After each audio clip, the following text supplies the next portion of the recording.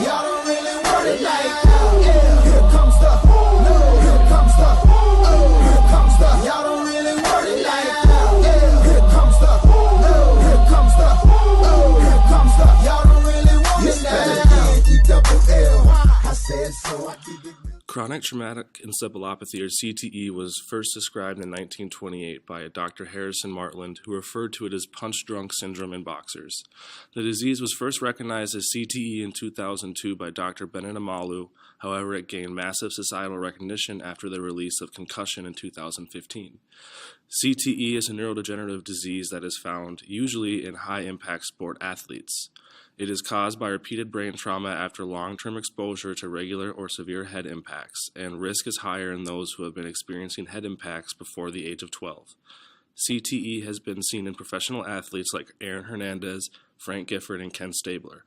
It can only be diagnosed post-mortem by brain analysis during autopsy.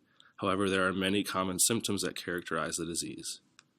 There are no immediate symptoms, but as the disease progresses, early symptoms include rage, difficulty with impulse control, depression, and paranoia, while more progressive symptoms include confusion, memory loss, impaired judgment, and in the late stages of CTE, it is marked by dementia. Symptoms generally appear several years after head impacts around ages 40 or 50.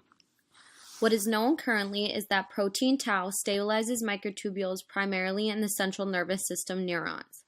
Tau binds to alpha-tubulin proteins of microtubules, holding them together.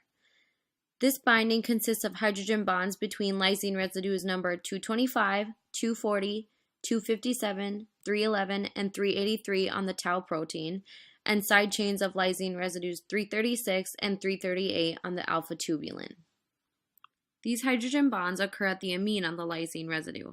In the case of CTE, multiple head impacts damage axons, resulting in breaking apart of microtubules and detachment of tau proteins. This results in instability of microtubules that hinder neural communication and isolated tau proteins that change conformation, allowing for hyperphosphorylation to be carried out by kinases. The problematic hyperphosphorylation in CTE and other neurodegenerative disorders is associated with serine and threonine residues. Hyperphosphorylated tau molecules begin binding to one another, resulting in insoluble neurofibrillary tangles. These neurofibrillary tangles build up and continue spreading even in the absence of additional head impacts. Deposits of these neurofibrillary tangles result in deteriorating brain function that causes the multitude of symptoms listed previously. Much like Alzheimer's and other neurodegenerative diseases, there's a lot of knowledge yet to be discovered in order to fully understand and identify potential treatments for CTE.